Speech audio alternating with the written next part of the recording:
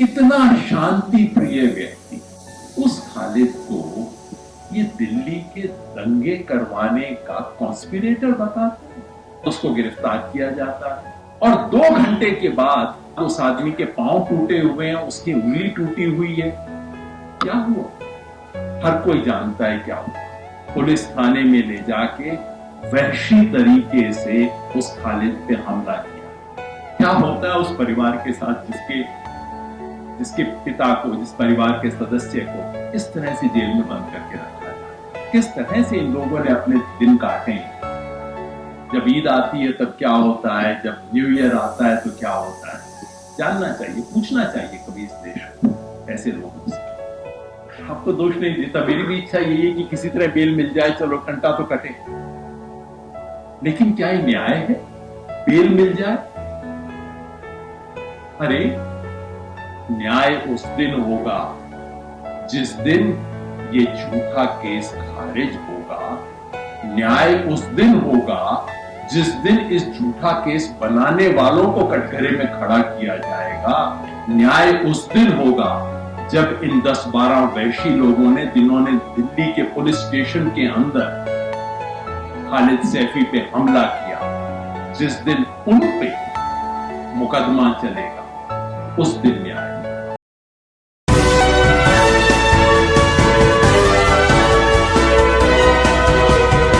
कुछ घटनाएं हैं जिनकी सालगिरह मनाई नहीं जानी चाहिए, और हम ऐसी ही एक सालगिरह पे बैठे हुए हैं।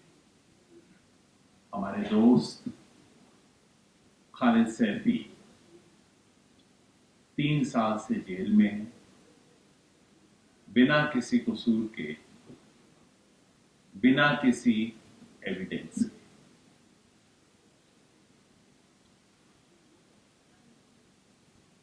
खालिद को मैं कोई 10 साल से जानता हूं,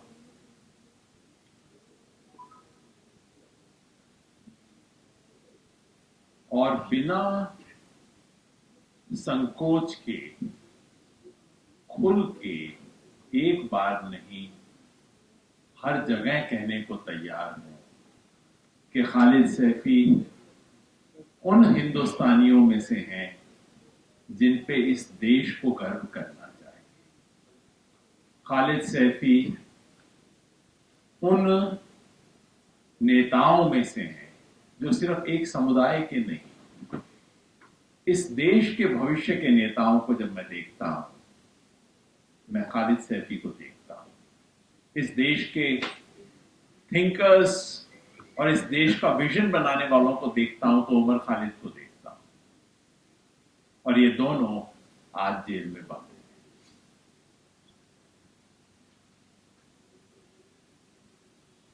जैसा मैंने कहा, मैं कोई 10 साल पहले से जानता हूं खालिद को। भ्रष्टाचार के खिलाफ लड़ाई में हम एक साथ खड़े हुए। उसके बाद जब यूनाइटेड अगेंस्ट हेट बना तो उस वक्त जो लिंचिंग के केसेस हो रहे थे, जगह जगह पे डिस्क्रिमिनेशन हो रहा था, उसकी लड़ाई में खालिद खड़े हुए, हम जैसे लोग भी साथ में जुड़े। और फिर जब सीए आया तो उसके खिलाफ खड़े होकर देश में एक डेमोक्रेटिक तरीके से और संविधान के दायरे में रहते हुए किस तरह से बतौर नागरिक हम इसके खिलाफ प्रोटेस्ट कर सकें, उसके बारे में जिन लोगों की सबसे ज्यादा चिंता थी, उनमें से खालिद सैफी एक। मुझे याद है 19 दिसंबर जब दिल्ली में पहली बार बड़ा प्रोटेस्ट हुआ था, दिल्ली में, देश के अलग अलग इलाकों में हुआ था। हम सब लोगों को पुलिस पकड़ के ले गई थी, और संयोग ये था कि मैं, खालिद और नरगिस भी, हम तीनों एक ही जगह पे बंद हुए थे। और तब मैंने पहली बार नरगिस को नारे लगाते हुए सुना था, और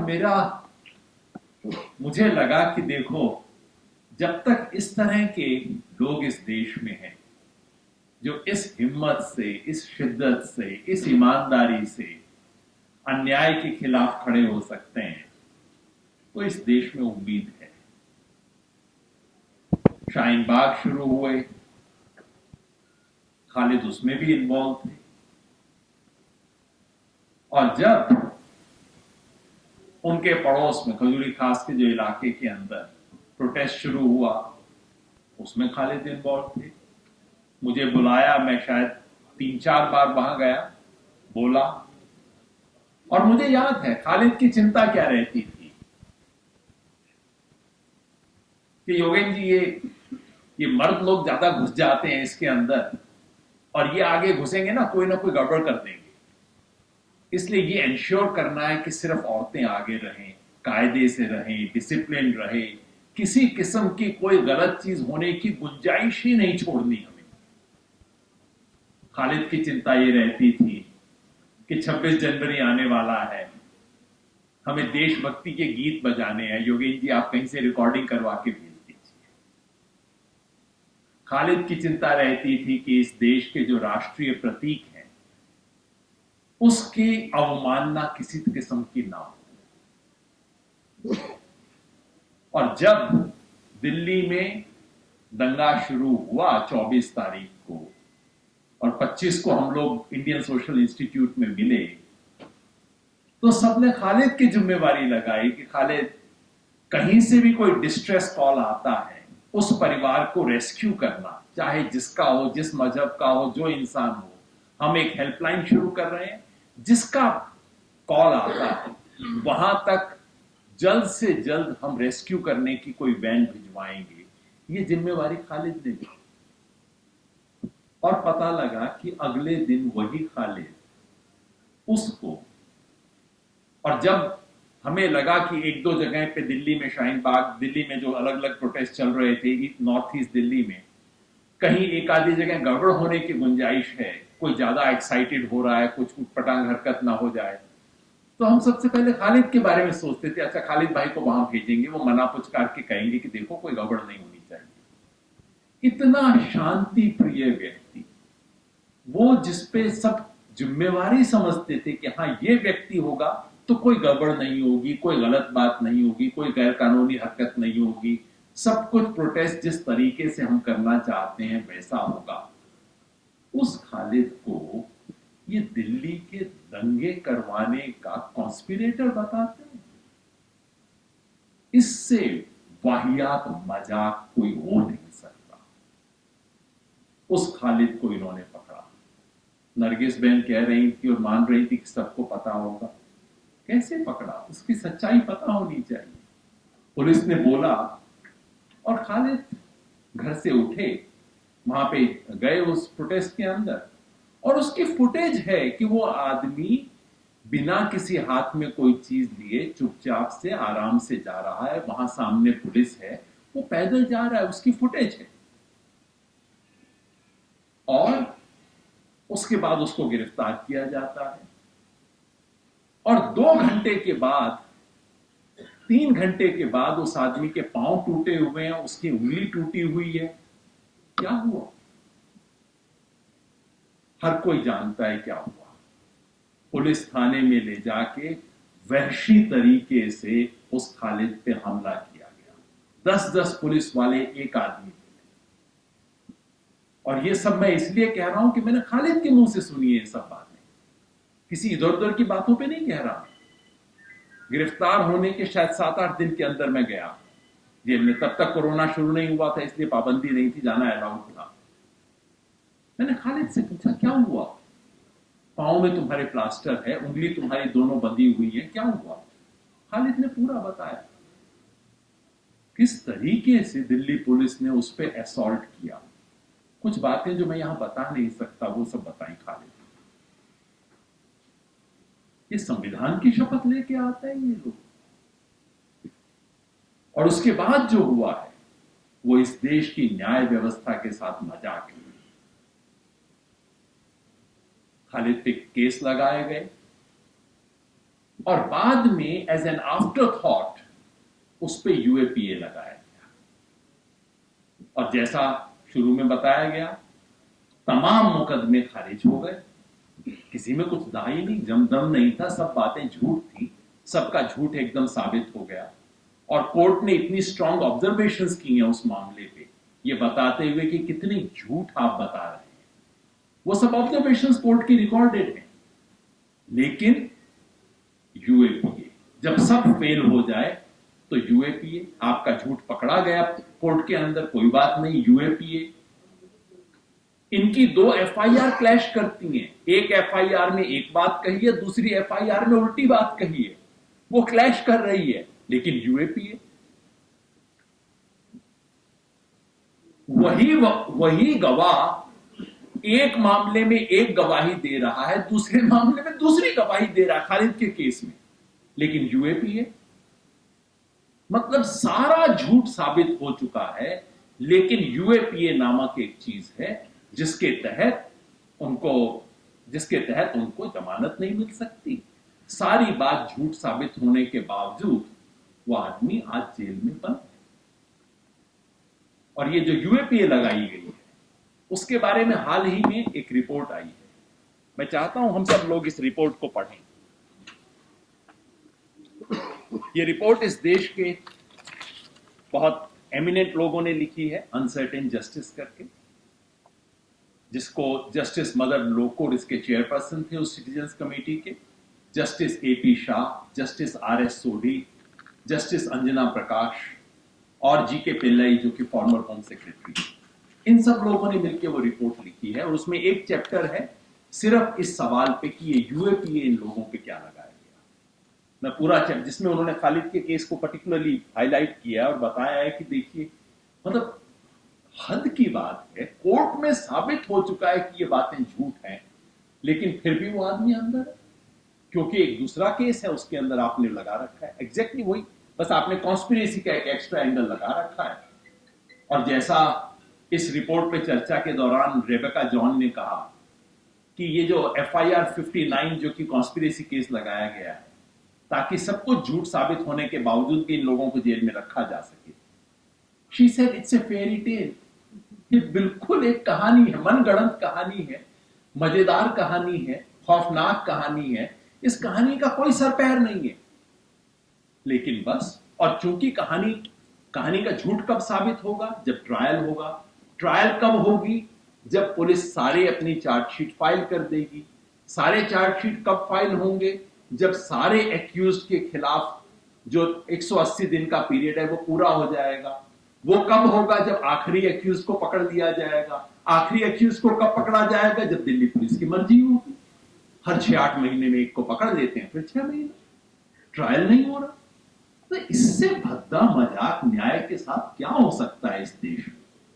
ये कमेटी कहती है वी फाइंड, और बहुत मेजर्ड लोग हैं जैसा आप जानते हैं, जस्टिस लोकुर वगैरह बहुत ही एक एक शब्द ध्यान से लिखने वाले लोग हैं। We find that the substratum of the prosecution case, that is, the allegation of an overarching premeditated conspiracy, is based on grossly belated statements which are inherently unreliable in law. बार बार ये दिखाते हैं कि जो गवाह हैं वो गवाह कहता है कि हां मैं इस आदमी को पहचानता था, और गवाही बता कब रहे हैं पुलिस को? 4 महीने बाद।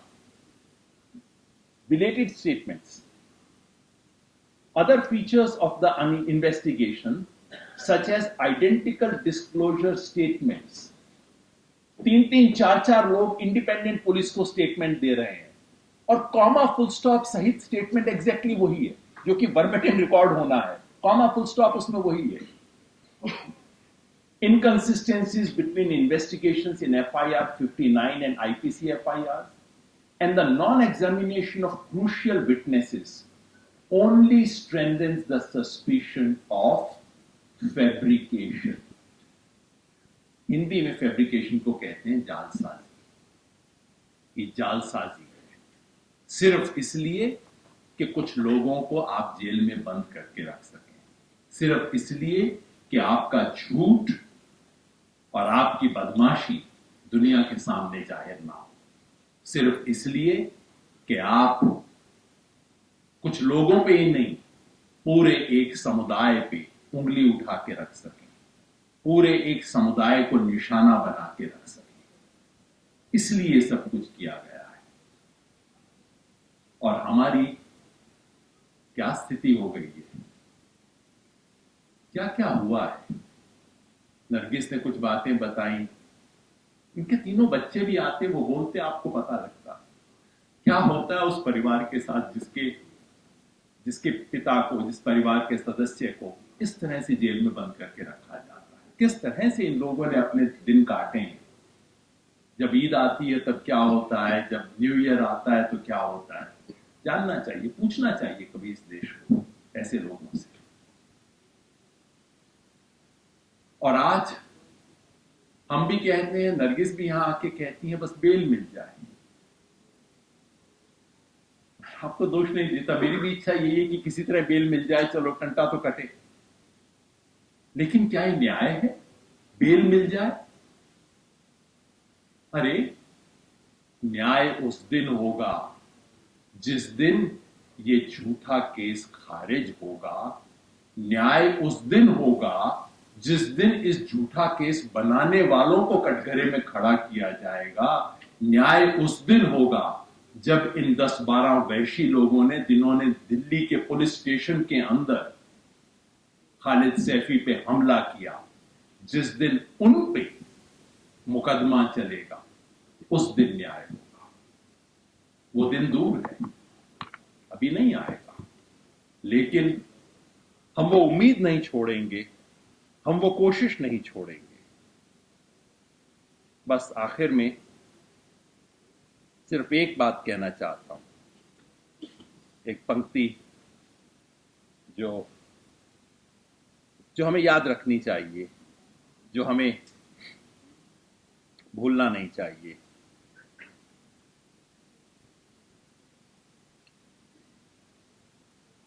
आमिर अजीज ने जो कहा था, सब याद रखा जाएगा।